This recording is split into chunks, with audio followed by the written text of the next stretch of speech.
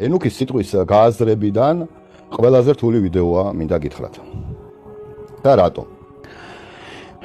ესე იგი, მომაწოდეს ინფორმაცია, რომ 2030 წლისთვის დაინერგება 6G ეს ტექნოლოგია, რომლის მიმართაც მის უდიდებულესობა ქართულ საზოგადოებას და არა მარტო ქართულ საზოგადოებას, მსოფლიო კაცობრიობას აქვს უნდობლობა და აი ამ უნდობლობაზე ვერც ერთმა სახელმწიფომ ვერ წარმოუდგინა თავის მოსახლეობას იმის დადასტურებული მტკიცებულება, რომ 5G არ არის მავნებელი, ან მავნებელია. საერთოდ რეაგირებას არ ახდენენ და ამას ქვია იგნორირება, რბილად რო ვთქვათ, მაგრამ უბრალო ენაზე ხალხის მასხრა დაგდება და სხვა რამე ქვია.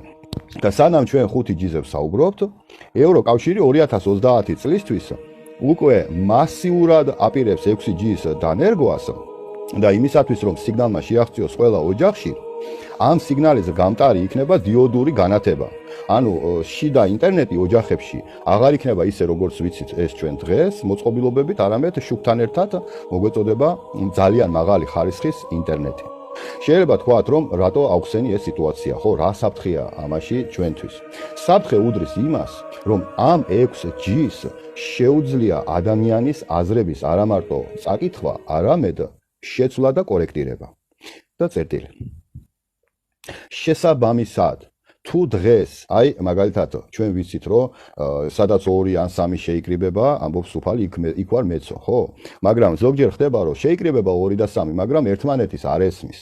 თქვათ, ერთი უყვება 2-ს ღვთისმსიტყვის შესახებ, სასარგებლო ინფორმაციას და არღებულობენ, ხო? თითქოს მსმენელის გული გაქვავებულია. ამ შემთხვევაში უფალი გვასწავლის, რომ შენ იმ ხალხზე კი არ უნდა გაჯავრდე, ვისაც შენ სიმართლეს ეუბნები და არღებულობენ, არამედ გამოსავალი არის იმაში, რომ შენ თავს დააბრალო, რომ შენ არ ხარ იმის ღირსი, რომ შენგან სხვამ მიიღოს ღვთისმსიტყვა და სინანულისკენ და თავმდაბლობისკენ მიმავალი გზა არის ეს. ესე იგი აპოკალიფსამდე, მაგრამ აპოკალიფსში უკვე ადამიანის აზრების კორექტირებაზე და წაკითხვაზე არის ეს ტექნოლოგიები ორიენტირებული.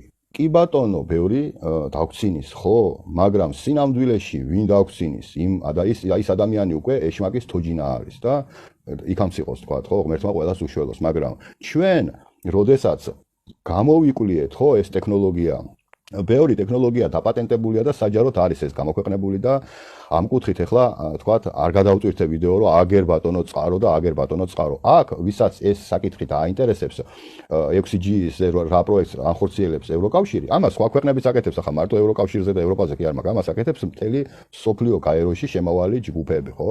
მთელი კრებული, მთელი სოფლიოს ხელისუფლებები მრუშობენ ანტიქრისტესთან, ხო, მეძაობენ და აი ზოგი შეინანებს და ზოგი არ შეინანებს. ხო, ამაზე ვამახვილებ ყურადღებას, რომ ყველამ უნდა შეინანოს, ვისაც გადარჩენა უნდა.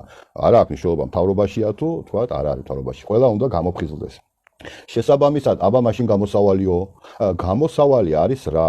იმ ტექნოლოგიას, ესე იგი, აი ამ ხელოვნური ინტელექტით მართულ ამ 6G-ს ჭირდება შენი წერილობითი თანხმობა რიცხვით სახელზე, პირად ნომერზე, რომელიც შეიმუშავეს მსოფლიო ბანკის თანამშრომლებმა, სანამ აღდგება, ესე იგი, სანამ დაიბადებოდა ევროკავშირი.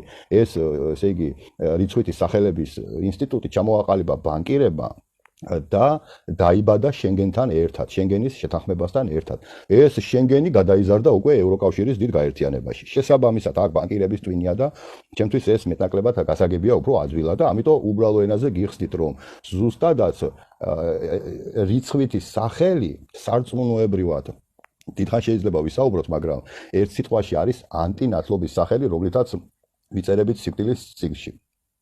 და უფალი გვაფრთხილებს, 2 ბატონს ვერ ემსახურებითო. ან სიცოცხლის წიგნში უნდა იყო, ან სიკვდილის წიგნში უნდა იყო. თუ ჩაიწერე და ყველას მოგვენიჭა რიცხვითი სახელი, შეიძლება მისი სარწმუნოებრივად მონანიება. ეს სარწმუნოებრივად და სამოქალაქო კუთხით რიცხვითი სახელი ნიშნავს იმას, რომ ბრუნდება ასმაგი ძალით მონათმფლობელობა.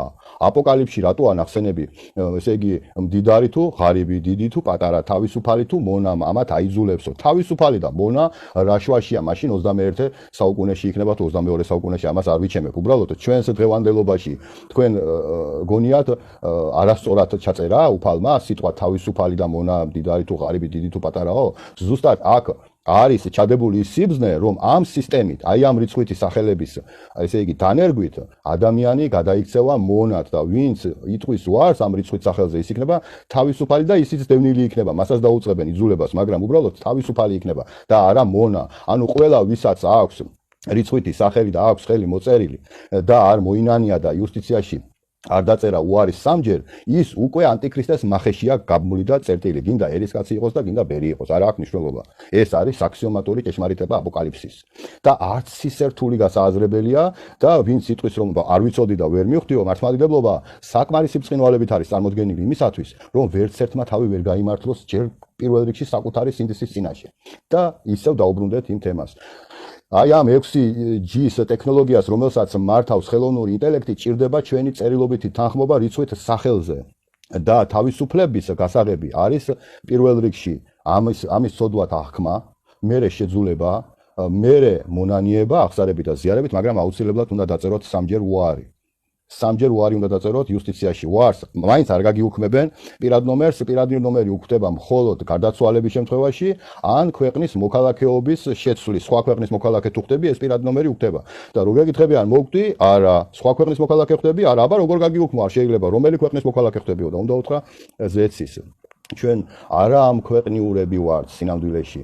ესე იგი, წუთის სოფელთან მეგობრობა ქრისტესთან მტრობის ტოლფასია და წერტილი. ამას რატო გეუბნები და ამით დავასრულებ. როდესაც საუბრობთ ენუქიზე და ელიაზე და ისინი მოდიან რომ ამხილონ თანამედროვე კერპთაყვანის მცემლობა, ამ შემთხვევაში პირადი ნომერი არის კერპთაყვანის მცემლობა და ანტიქრისტეს მონობა. ესეც კერპთაყვანის მცემლობაში შეგვიძლია რომ გავიყვანოთ. და ბოლოს, როდესაც ვესაუბრებით ჩვენს დევს და ძმებს, თუ დღეს არის, ესე იგი, იმის გამოხატულება, რომ ბევრი ხვდება და ვამბობ, რომ იმედი ამტოვებს მეთქი, რომ ჩაირთვება 6G და თუ ვერ მოასწრებთ, ესე იგი, ამ რიცხვითი სახელზე უარის თქმას და მონობიდან გამოსვლას, მაშინ ვინც მივხვდით, ისიც წაგერთმევათ, რაც მივხვდით და განულდებით ოღონდ უკვე ესე იგი, ძალიან რთული იქნება საერთოდ თქვენთვის სიტყვის გააზრება. თქვენ წარმოიდგინეთ მართლმადიდებლობა სწორი აზროვნება და ამ აზროვნებაში ტექნოლოგიით ჩაერევა ხელოვნური ინტელექტი და ამის ამუშავების ტექნოლოგია არის 6G. რატო იძახიან ყველა ერთად და ცალ-ცალკე 2020, იმიტომ რომ ძალიან კარგად იციან 2030 წლისთვის რა ტექნოლოგიების დანერგვა დასრულდება და მე საერთოდ აღარ ექნება აზრი შენ რას ფიქრობ. შენ დაიწყებ იმაზე ფიქრს, რასაც გიბრძანებს სისტემა და წერტილი. ეს ყველაზე რთული ვიდეოა, რაც ჩამიწერია ენუქის და ელიას შესახებ და არ გამიკვირდება რომ დიდი წინააღმდეგობა მოყვეს, ბევრი არასწორი შეკითხვები მოყვეს, ბევრი ინტერპრეტაციები მოყვეს, მაგრამ ჩემი ვალდებულებაა, ეს იმედი ამტოვებს, რომ ქართველი ხალხი ბრძენია და სწორად გაიგებს რა ხიფათიდან მინდა რომ გადავრჩეთ ყველა ერთად და ცალ-ცალკე და წერტილი. ამით აგემშვიდობებით, მადლობა ყურადღებისათვის.